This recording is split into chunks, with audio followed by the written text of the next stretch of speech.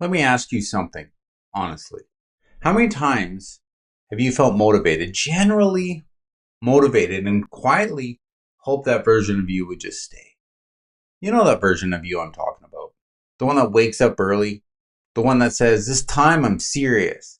The one that feels clear, focused, and confident. And for a moment, it feels real. And then life shows up. You're tired, you're stressed, you're emotionally overloaded. Something unexpected hits, and suddenly that motivated version of you is gone. No warning, no goodbye, just vanished. And if your consistency depends on motivation, it didn't fail, it expired. Because motivation is amazing, it's inspiring, it feels powerful, and it's widely unreliable. My friends, motivation was never the problem. And here's the first reframe that changes everything. You didn't lose consistency because you lack discipline. You lose consistency because your nervous system switches into that protection mode. Under stress, your brain doesn't care about your goals. It doesn't care about your plans. It doesn't care about the person you said you wanted to become. It cares about safety, energy conservation, familiarity. So when life gets heavy, your system defaults to what feels known, not what you planned. That's why you can know exactly what to do and still not do it. That's not laziness, it's conditioning. Motivation lives in the thinking brain. Stress hands the steering wheel to the survival brain. And the survival brain does not care about your morning routine. But this is where most people get it wrong. They think discipline is about pushing harder. But discipline doesn't break because you didn't push hard enough. Discipline breaks when it starts to feel unsafe to follow through. Every time you make a promise to yourself while you're exhausted, you're overwhelmed, or emotionally flooded and don't keep it, your nervous system learns something important. It learns effort equals pressure, promises equal disappointment, trying again equals danger. And slowly, quietly, self trust erodes. So now, consistency doesn't just feel hard, it feels heavy, it feels forced, it feels like pressure. And that's why willpower stops working. Not because you're weak, it's because your system doesn't trust the environment you're asking it to perform it. Now, willpower, it's always going to ghost you. It works when life's calm, it works when stress is low, it works when your energy is high.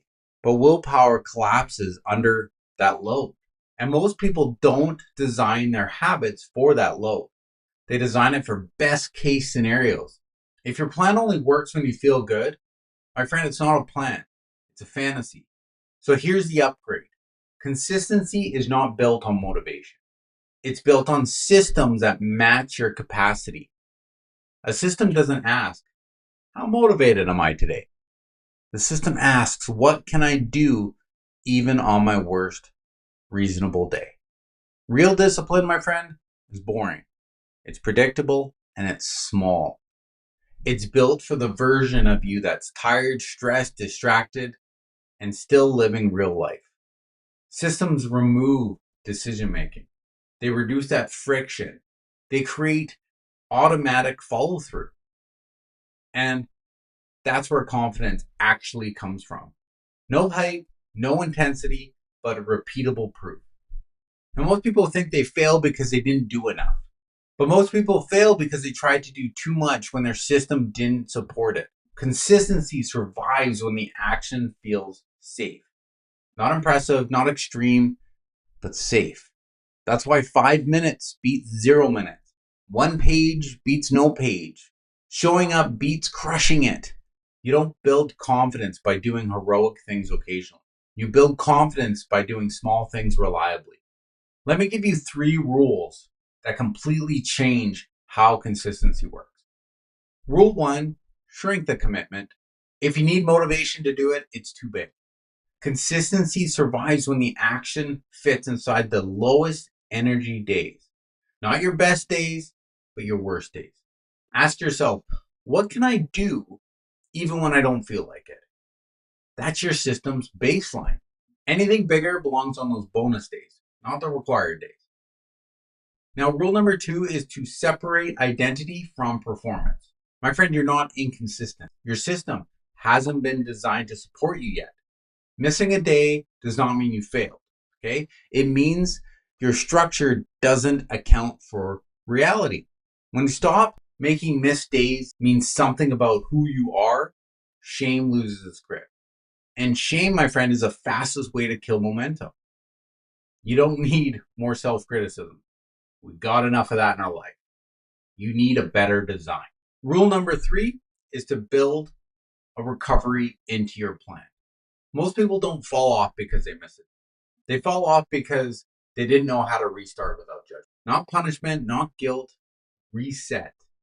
Consistency isn't about never stopping.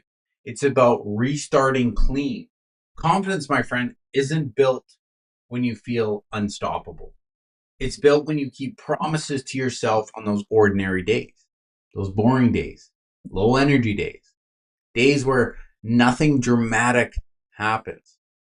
That's when identity is formed, not during breakthroughs, but during repetition. Motivation, it'll come and go. Stress will show up. Life will interrupt your plans. It's not a flaw, it's reality. But discipline that's built on a system instead of feelings doesn't disappear when things get hard. It adjusts, it holds, and it continues quietly. That's exactly why I'm running this 30-day discipline challenge. Not to push harder, not to hype you up, but to help you build consistency that actually survives real life. So if you're tired of starting strong and then fading out, my friend, this is for you. We're not chasing motivation, we're building structure. And structure changes everything. So join me live tomorrow on YouTube and let's start your 30-day challenge. We'll stop relying on willpower, we'll stop blaming ourselves, and we'll build systems that hold when motivation disappears. Because discipline isn't about being stronger, it's about being supported.